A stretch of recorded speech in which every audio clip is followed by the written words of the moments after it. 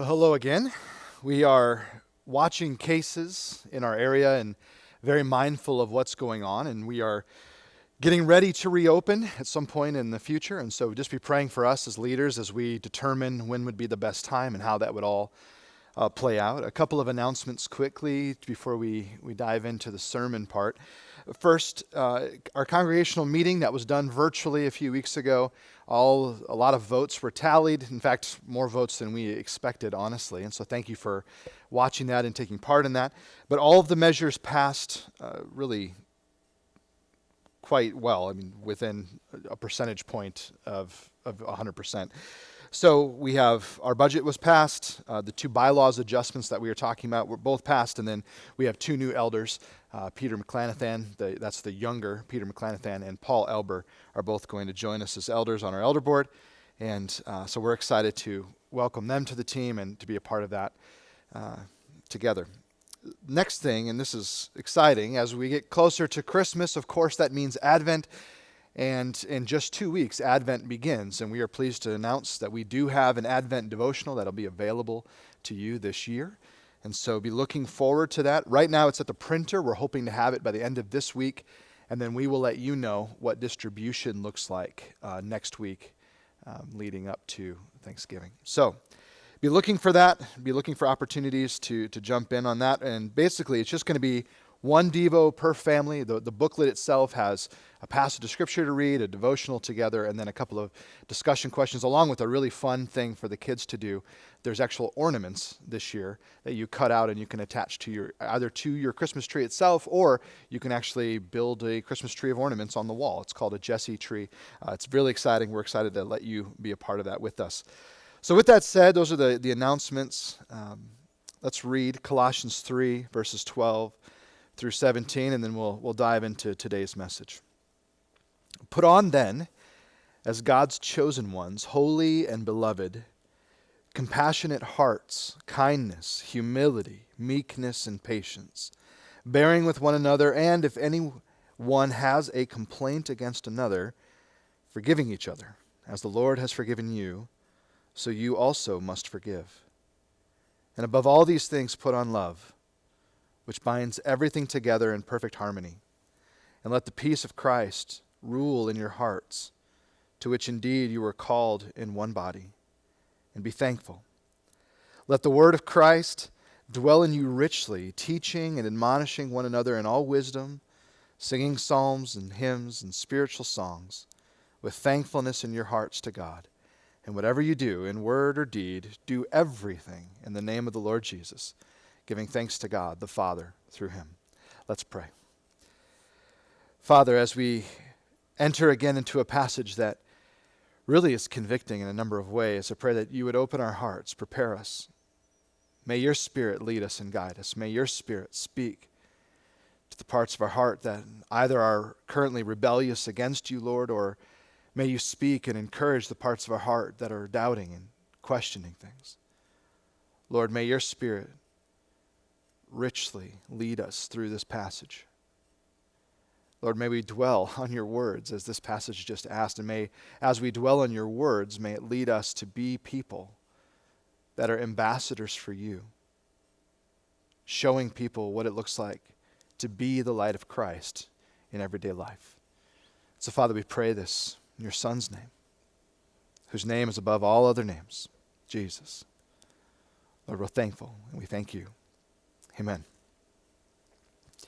It says a lot about yourself based on what you wear. Wouldn't you agree? So I wanted to start this sermon off just kind of painting that picture for you. And so this is actually a dress from a quinceañera. It is a very fancy dress, right? It's if you see a young, maybe Latin American girl walking around in a fancy dress like this, there's a good chance she's about to celebrate her 15th birthday. It's a very big cultural festival within the Latin community. And so they get big fancy dresses, maybe like this, and so it's beautiful. If you saw a woman walking down the street wearing a dress like this, you might think that she's about to take pictures for her wedding, right? When we see someone dressed in all white, we typically and dressed to this, standard, we think, oh, they're getting married, or oh, they're taking pictures for their wedding, or maybe it's just a model modeling a dress. But either way, when someone wears this dress, you know what it says about them. Guys dress up as well. Maybe not like this, but this is a very common suit in Middle Eastern culture. And so if you were to go there and you saw a man dressed like this, you'd know that he is maybe a uppity businessman or something.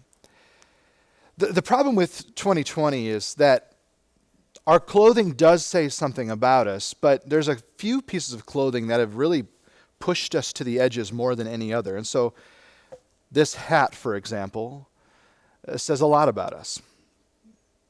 If you wear this around proudly, it might say something about you and might make people assume something about you. In fact, maybe they're assuming the wrong things about you, or maybe you're wearing it because you do want to have people assume those things about you and you're quite proud of it. Similarly, this shirt became a big deal in 2020 as well.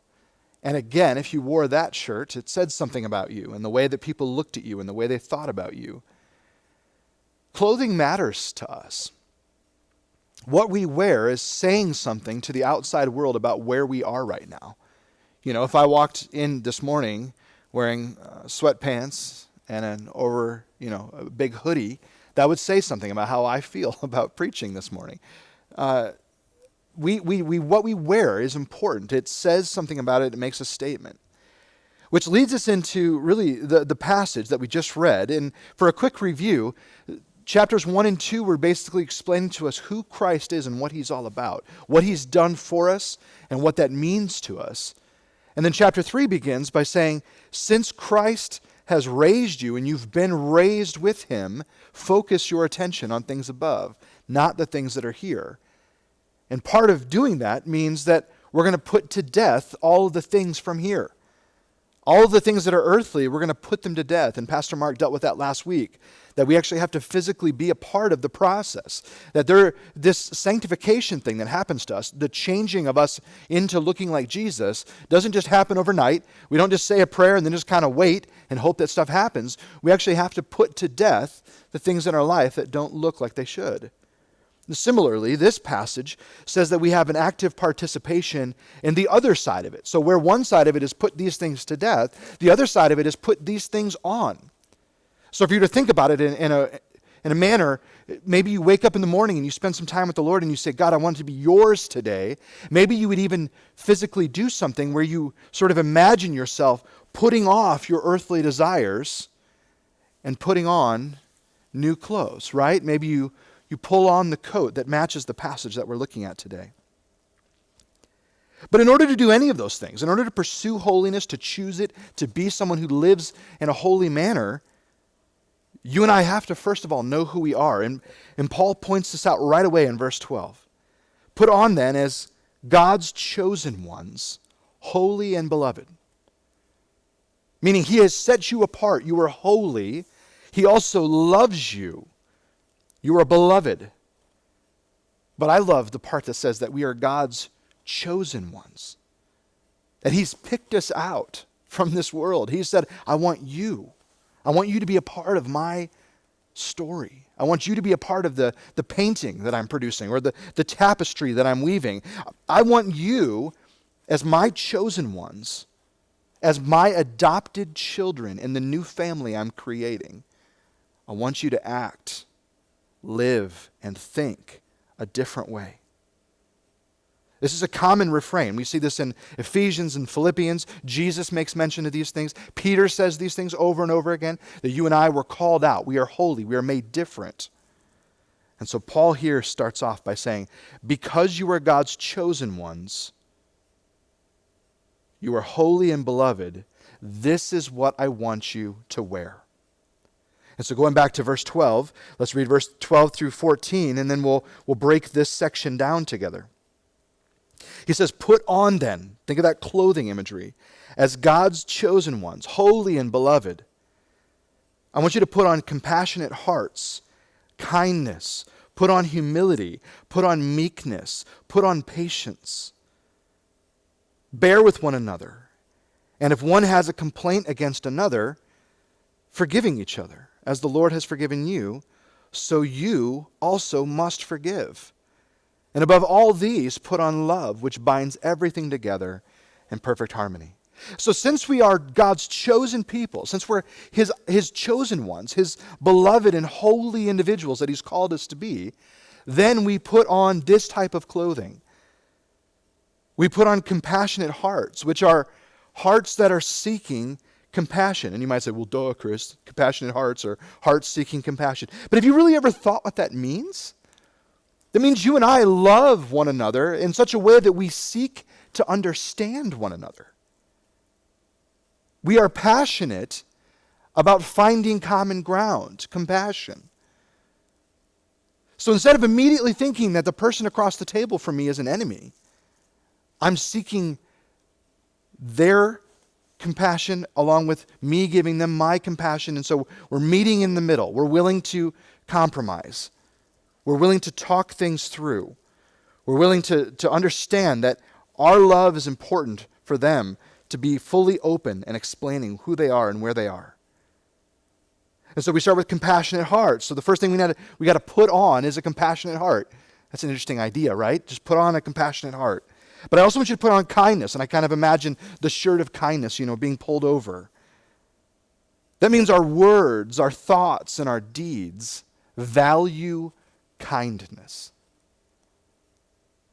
It doesn't feel very much like 2020, does it? Most of this year has seen a lot of people barking and saying really terrible things to one another. And even worse, individuals who are constantly thinking bad thoughts about the other people. We don't live in a world full of kindness right now. And what Paul's telling us is, as Christ's chosen ones, we start with compassionate hearts, and we also should be clothed in kindness. Further, we should be clothed in humility, which is not like a beating oneself down. Humility is understanding our place and then operating from that. And so you, as God's chosen ones, it means that we're humble enough to believe and understand that God is way above us. And the way that he acts is the way that we should act. And so since he shows love and kindness, and since he shows grace and mercy to us, then that means we show that to other people. Also, it means that we understand that we are God's ambassadors on this planet. And so every word we say, everything we do, and every thought we have says something about who our God is. So we should be careful. We should be humble. It says we should also pursue meekness, which often meekness is totally misunderstood, right? If you see a movie and there's a quiet girl in the corner, or a quiet little boy hiding over here, or a man who never speaks in a meeting, or a woman who walks into the office and kind of has her head down and she's holding some things, right? Or the wife who never says anything to her husband, or the husband who never talks. Like, we use words like meekness to mean quiet. But what meekness is, the idea of being meek, it means we're putting others first. It's a step above humility. Humility is understanding our place and operating from that. Meekness is understanding that I want to put other people first. So if you want something, you're going to step back and let this other person have it first. Think of, at a store, the last bag of toilet paper, right? All 9 rolls. 256 sheets per roll. And 2 people walk to the aisle and they're both about to grab it. Meekness would say, you can have it. That's a ridiculous illustration that wouldn't make sense in any other year besides 2020, but you know exactly what I'm talking about. So we practice our humility by being meek. And then it goes on to say patience, that we should practice patience, which means we're willing to wait for the sake of another. We're willing to say to the other person, no, you go ahead of me. It's not that big of a deal, right? I'm always amazed in our culture when someone is in line with just a couple of items and they're standing there and someone else walks up with just one thing and they're clearly in a hurry, that nobody backs down from one another. I always love it when I walk up to an aisle and there's a person with their cart full of stuff and I've got just a few things and they say, no, you go ahead. And I always do the nice thing and say, no, you go ahead. It's not a big deal. I'm not in a huge hurry. They're like, it's all fine. It's going to take me a long time. You go ahead. That's someone being patient, but it's also me being willing to let them go first. So we're practicing patience together, and whoever steps up to the counter first is the one who, I suppose, wins. But even that isn't the way we should think about our life. We shouldn't think about winning. We should be thinking about how do we love and bless other people. Then he goes on to say, I want you to bear with one another. I want you to whatever someone else is throwing at you, I want you to bear with one another. If anyone has a complaint, I want you to bear with them. Which means even if they're giving you something that's ridiculous, you'll sit and you'll listen to it. You'll process it. You'll bear with someone else. If someone else is a complete annoyance to you, it means that since we are clothed in Christ's clothing, we're going to sit there and we're going to let them talk, and we're going to work through it, and we're going to think through, how do I manage this situation? But so often in our culture, we sort of treat that situation as if it's I'm going to just put up with them. That's not what Paul's asking for. He's not asking for us to just sort of act like it's not a big deal and then go talk about them to someone else and say, you will not believe she brought it up again, or he's ridiculous, he keeps saying these things.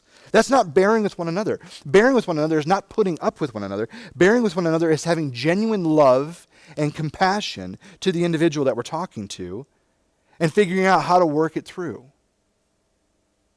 This happens a lot in our Christian life, right? You're working with someone, whether it's a child or whether it's one of your friends maybe, and maybe you shared Christ with them, and maybe you brought them to Christ, and they understand now the gospel, and they believe because of your ministry, which is so wonderful and beautiful.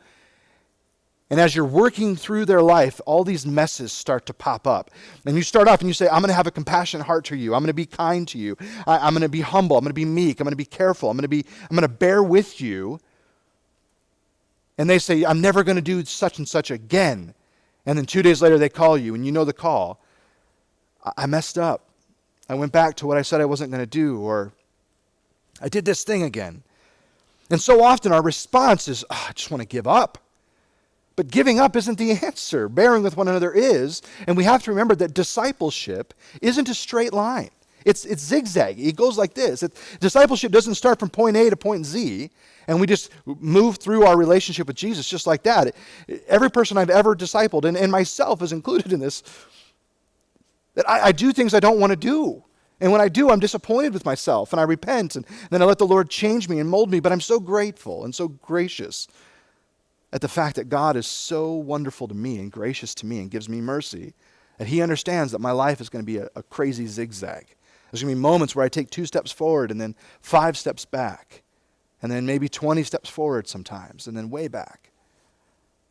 Since discipleship isn't a straight line, you and I need to bear with one another. And part of that means that we're going to forgive, right? We're going to forgive. And so often when we talk about forgiveness, it gets really hard because people say things like, well, you don't understand, they didn't apologize. Oh.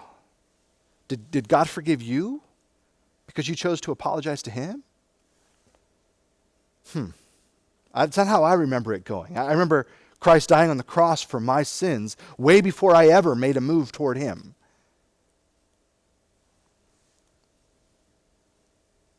And what Paul says here is, just as Christ forgave you, so you should forgive someone else. That is a huge statement. I wrote in my notes here, whoa. And if you're thinking to yourself, I don't fully grasp that. I don't know that we ever will. But I think we've done a good job of preaching this over and over again. This idea that forgiveness is a massive, massive undertaking that God has made toward us.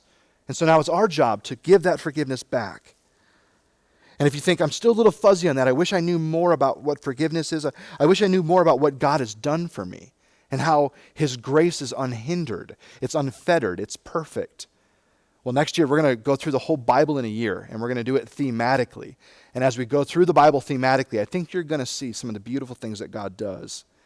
And I think grace is going to come alive to you in a way that maybe you haven't seen it before.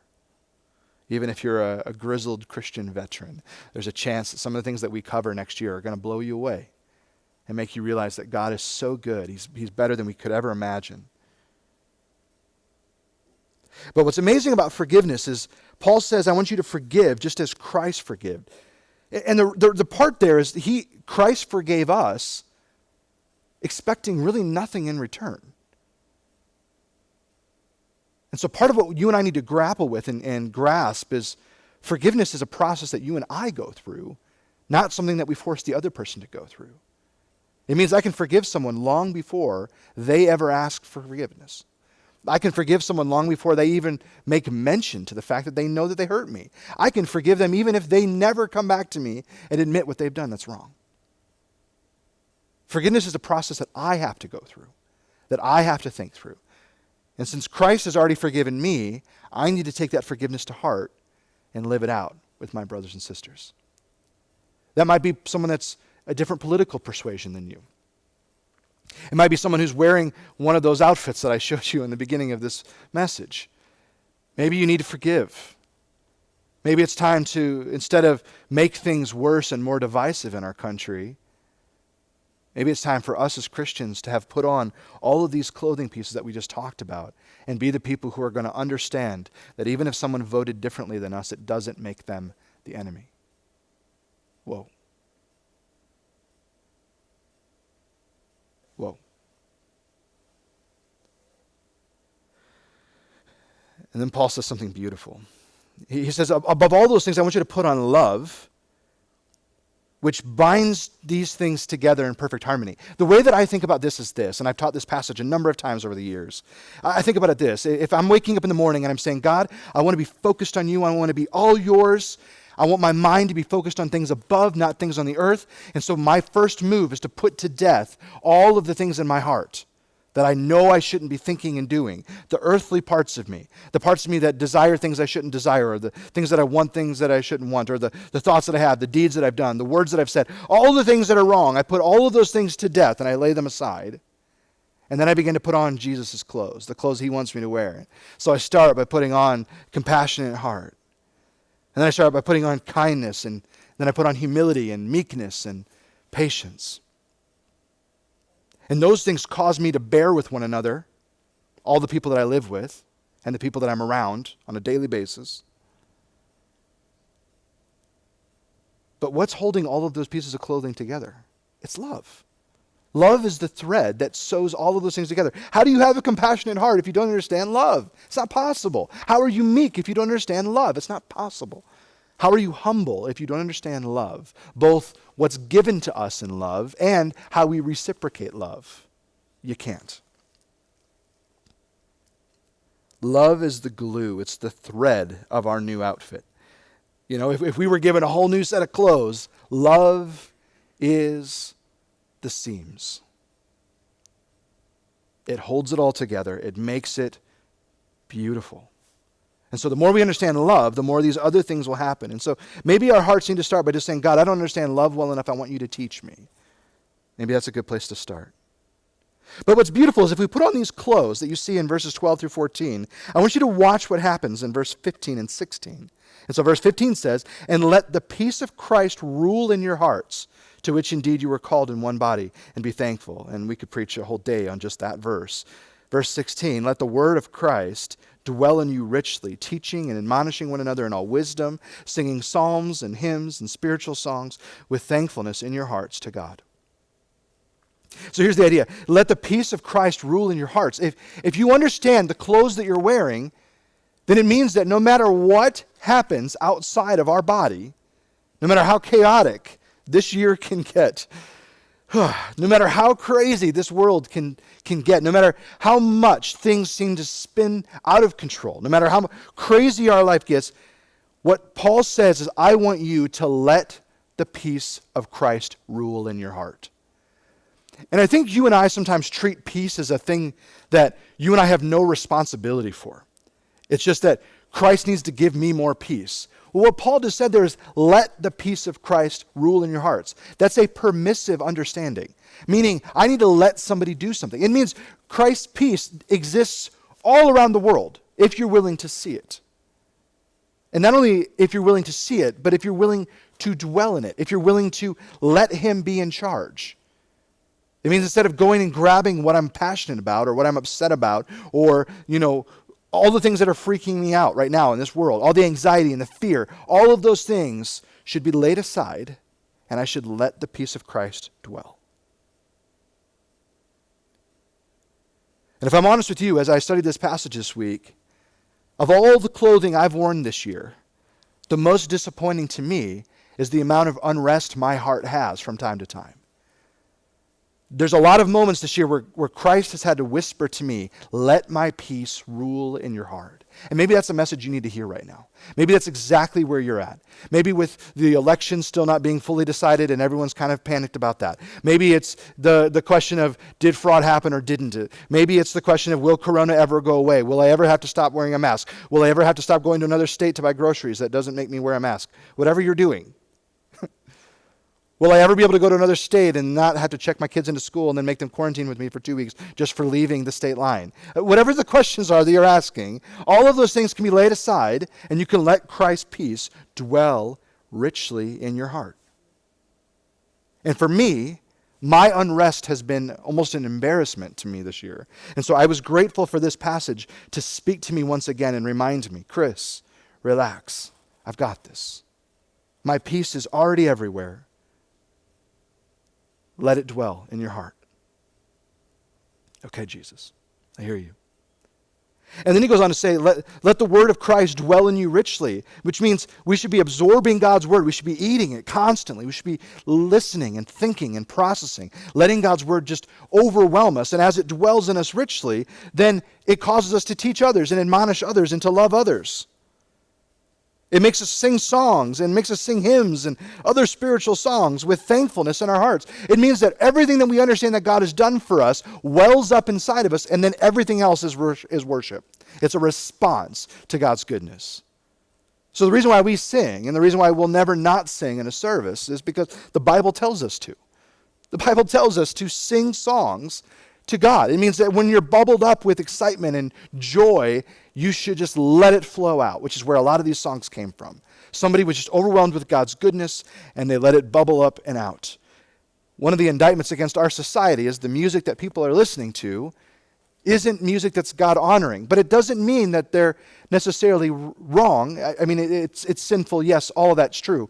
But what it shows us, what's important, is it shows us that their lives are bubbling up with something other than Christ, and that is what spews forth. Should we hate them for that? No, we should have compassionate hearts and kindness toward them and humility and practice meekness, understanding that their worldview, their understanding of everything right now is so far off from what Christ would want it to be. And we need to remember, they're not my enemy. The enemy is my enemy. And they're just listening to him. They're letting him lead and rule. So I shouldn't join their ranks. I should let the peace of God overwhelm me. I should let the word of Christ dwell richly in my heart so that it bubbles up, so that when other people are not operating the way God would want them to, instead of me trying to force them to do something, because remember, this whole passage is talking to Christians, not to non-Christians, then it means I'm going to let it bubble up and show them what it looks like to love Christ. I'm going to have humility and kindness toward them and meekness. I'm going to let the word dwell richly. And then our passage ends with really the theme verse for us as we've worked through Colossians. This is what we've been aiming for. And whatever you do, in word or deed, do everything in the name of the Lord Jesus, giving thanks to God the Father through him. Folks, that's the goal. Is that how you live? Do you wake up and think, whatever I do today, I want it to be Christ? I mean, this leads me to a moment of just realizing that I am not that. Every word and deed, do everything in the name of the Lord Jesus. I'm better than I was 20 years ago. Better than I was 10 years ago. I hope that I'm better than last year, although I don't know. Are we better? Are you growing in Christ? Are you being molded in his image? Are you changing into the person he wants you to be? If not, this might be a moment for you to just pause and say, God, I want you to change my heart. I want to understand your word. I want your gospel to overwhelm me. This might be a moment where we need to confess. God, this is hard. Whatever I do in word or deed, do it in your name. But I blew it this morning with my husband, or I blew it this morning with my wife, or my kids saw the worst of me yesterday, or my neighbor is really going to question whether I'm a follower of Jesus. All the people at my job, they don't know that I follow you because of my behavior. God, just change us. We confess this to you, and we ask you to make us more like you, and then, God, help us to put on your clothing day after day and start to become the people you want us to be. Which really leads us into the final part of the message and the idea of what does it look like for us then to take this to the streets? If you were to listen to what I'm saying, what would it look like in daily life for you to live on mission for Jesus? What would it look like for you to make disciples who make disciples who make disciples? Well, I think the first question we need to ask is, what are you wearing? Are you more concerned with the hat that you have on or the t-shirt that you have on that says something about you than you are about actually putting on the clothing that we just read about here?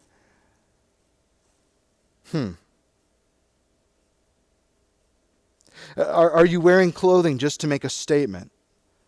Or does your life match what Christ would want it to look like? Whoa. So the second thing is, if we're wearing Christ's clothing, then I'm in a constant state of adjusting and assessing where my heart is at.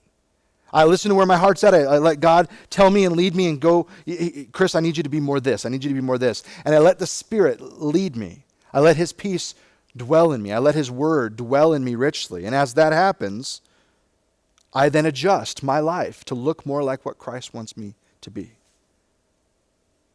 So I would start by asking, what am I wearing? And second, have I assessed my heart and am I adjusting my life to match what Christ wants me to be? And maybe as a challenge to you this week, I would challenge you to memorize 3:17. Maybe memorize this verse. We're going to close with it in just a minute, but just maybe this verse is what you need to memorize so that it pops to your head the moment you're getting ready to unload on a coworker, or the moment your spouse says something you don't agree with and you feel the anger rising up inside, and all of a sudden in your head, and whatever you do, in word or deed, do everything in the name of Christ Jesus.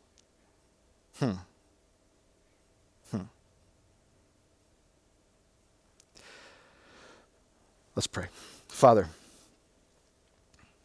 we come to you, desperate sinners in need of grace. And we're grateful for how you've already given us all we need in Christ. There was a day at some point in our life where we chose to surrender everything to you. So God, that was a good day.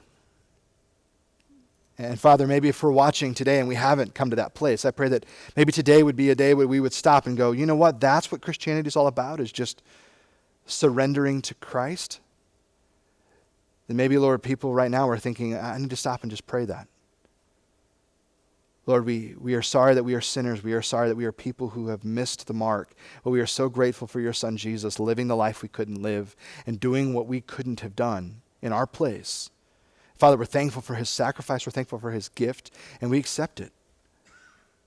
We accept it knowing full well that it means that our lives are going to change. And so we come to you, Father, and we want to be your ambassadors. And Father, if that's the case, then help us to put on the clothing you want us to put on. Help us to be the people you want us to be. Help us to assess where our heart is at and then to adjust accordingly. Help us to put on different clothes. Instead of trying to tell people what we are and what we aren't based on what we wear, Father, may we wake up and just think, I'm going to put on my compassionate heart today. I'm going to put on kindness and meekness.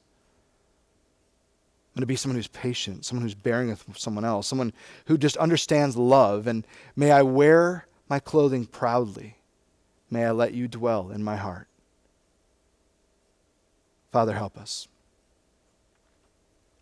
Father, help us, because if we put that type of clothing on and we live that way, then what happens next is we surrender everything to you, and everything that we do, whether in word or deed, is then done in the name of the Lord Jesus.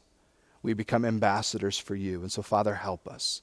We want to be your ambassadors. We want to be your missionaries in our daily lives. So help us. Father, help us. Father, thank you. We surrender everything to you. We pray for our country and all that's going on, and we know that it needs more of you. May you start with us. May instead of us complaining and whining about everything that's going on, may we be people who are so in tune with you that our country is better because we are living you out. Father, help us. And we pray this in your Son's name. Amen.